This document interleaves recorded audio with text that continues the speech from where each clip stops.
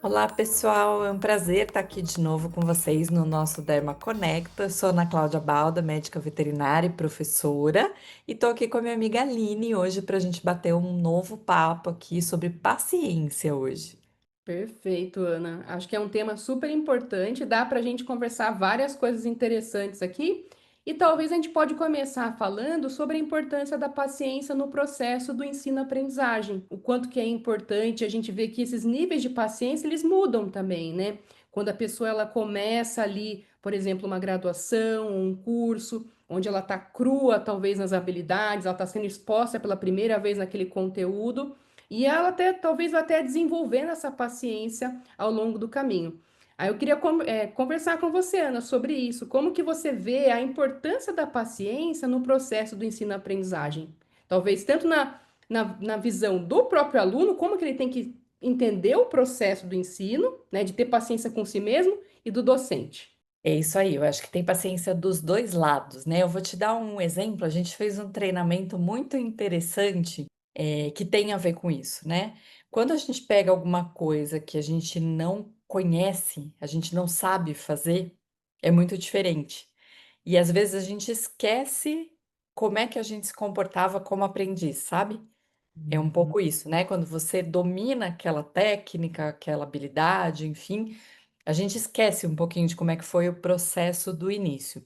E eu chamei uma colega para fazer esse workshop e ela trouxe agulha de crochê e linha. E nenhum dos professores sabia fazer crochê, né? Então ela começou ensinando os pontos. E, obviamente, foi um desastre, porque a gente não sabia fazer aquilo. Então, a gente começou com o checklist, com o passo a passo. E aí, eu acho que os professores começaram a entender um pouquinho de como que é esse processo, como foi esse processo com eles, né? Porque, por exemplo, quando a gente vai ensinar uma sutura, pra gente é muito óbvio, fazer um ponto simples separado é muito simples, né? Mas nem sempre é assim, né? Porque se você está fazendo aquilo pela primeira vez, tem uma dificuldade, um grau de dificuldade maior. Então a gente tem esse desafio, né? Quando a gente é exposto pela primeira vez, é muito diferente. Então acho que o primeiro passo é a gente lembrar do processo de ensino-aprendizagem com a gente. Como é que isso acontece? E quando a gente não sabe como começar, a gente precisa pensar nesse checklist, no passo a passo.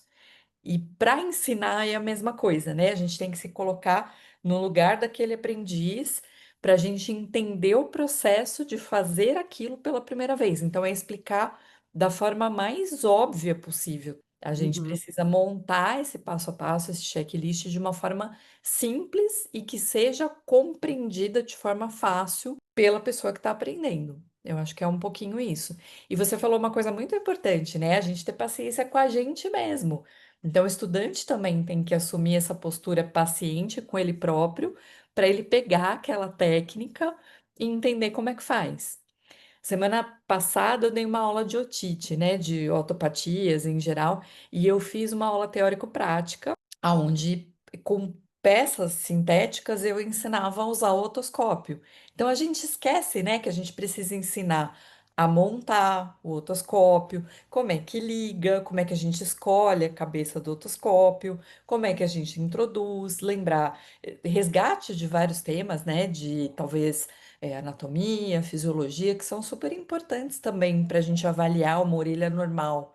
E aí a gente mostrar o que que a gente espera encontrar. E foi muito interessante, assim, eles gostaram bastante do processo. Então, acho que a gente repensar como foi para a gente, para que a gente consiga passar isso de uma forma talvez mais simples, né? Nossa, é incrível, Ana, é incrível. Eu acho que esse exemplo que você usou desse workshop aí foi sensacional. Quem fez, achei genial, brilhante, porque não é uma coisa usual, imagino eu, né? As pessoas talvez não façam mais crochê, e acho que já tem esse choque assim cultural de trazer uma coisa que é diferente e acho que causar esse estranhamento, acho que é a palavra estranhamento, sabe? É, A pessoa falar, nossa, eu nunca fiz, para talvez ter essa sensação de primeira vez para o docente se colocar na pele do aluno, e também eu fiquei ouvindo você e pensando na questão de que tudo pode ser ensinável, assim, muitas é. coisas podem ser ensináveis desde que tenham passo a passo, um checklist.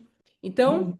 Ainda que as pessoas não tenham, porque quando a gente pensa em habilidade, a gente pensa nas habilidades cognitivas, manuais. Ainda que a pessoa talvez não tenha uma habilidade manual, pode se desenvolver. Se tiver um É checklist para o docente guiar. Sensacional, E adorei é o esse. treino, né, que a gente vai fazendo. E foi muito interessante porque foi um choque mesmo, como você falou, né? Porque eles não esperavam aquilo, né?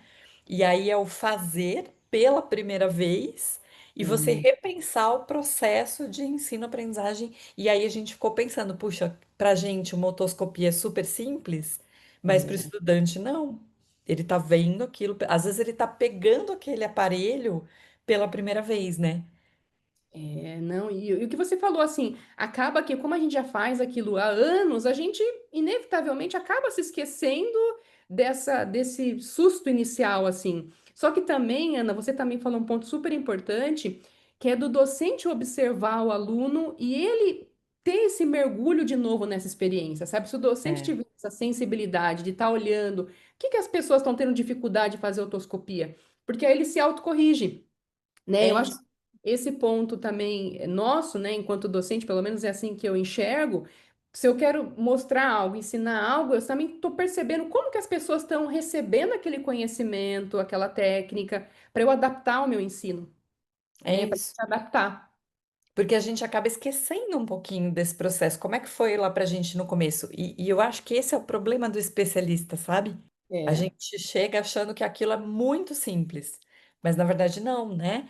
E aí a gente fez algumas leituras de lâmina de citológico e foi super bacana, sabe? Assim, explicar o que é um cocos, o que é um bacilo, o que é uma levedura. A gente precisa resgatar esse conhecimento. E mesmo passo a passo da realização da citologia, né? Depois da nossa rotina, aquilo é simples, mas numa primeira vez não, né? E resgatando um pouco disso, Aline, eu também penso muito no atendimento. Quando a gente pensa de uhum. adesão à terapia, não é a mesma coisa? O tutor ele precisa entender, ele precisa ser comunicado sobre o que é aquela doença. E imagina quanta paciência a gente tem que ter, porque a pessoa também está ouvindo pela primeira vez. E pior, né? Ela não é nem veterinária.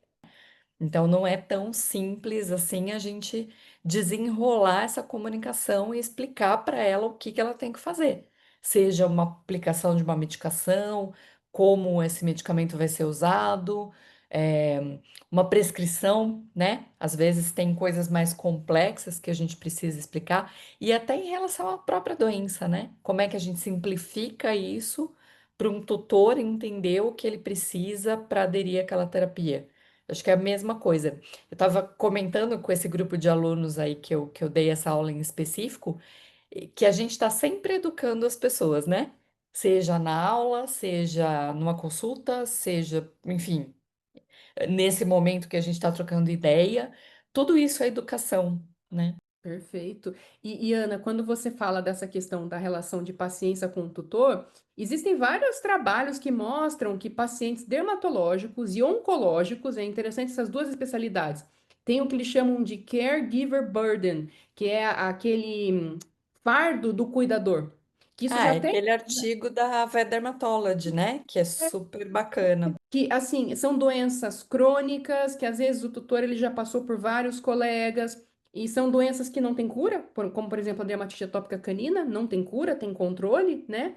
E aí o tutor ele já vem de um histórico, às vezes, de que não conseguiu o diagnóstico, de tentativas, e é um tratamento multimodal na maioria das vezes, né? Então a gente ter essa lembrança, essa sensibilidade que as doenças dermatológicas podem trazer esse fardo mesmo, a palavra é fardo para o tutor, e ter essa sensibilidade, essa paciência de acompanhar o processo, de entender também as limitações financeiras, né, de adequar também para poder adequar realmente o nosso atendimento. E um ponto também que eu acho que é importante nisso, Ana, da gente ter essa paciência, mas também a gente ter os nossos limites enquanto veterinário também, né? Eu acho que Uhum. de ter essa dupla via, né? De a gente ter essa sensibilidade também de ouvir, de escutar o tutor, mas também a gente sempre está se resguardando também dos nossos limites enquanto veterinários, né? Talvez ele tenha que ter um pouquinho de paciência com a gente também como profissional, né. Em Perfeito. alguns momentos é bilateral, né, essa relação em absolutamente tudo, no ensino-aprendizagem, no na relação do tutor com, o médico veterinário, é sempre uma via de mão dupla, né, assim. Perfeito. Resumiu perfeitamente bem. Bilateral, comunicação bilateral, paciência bilateral, empatia bilateral. E aí linkando com a nossa conversa anterior, eu acho que às vezes, como a gente tem uma especialidade, para as pessoas dá uma impressão de que aquilo é muito fácil, né. E Uhum. de novo, né, não foi fácil, é importante as pessoas entenderem isso, a gente teve um processo longo, pensa quanto tempo a gente levou para de fato se tornar um dermatólogo, aí quanto tempo? Não sei, 3 anos, 5 anos, para a gente falar: "Ah, eu fiz uma otoscopia com segurança, eu fiz", não é isso? A gente repetir esse processo exaustivamente, né, muitas vezes, para que você fale: "Não, agora eu sei de fato fazer uma otoscopia, eu sei fazer uma citologia, eu sei interpretar", né, enfim.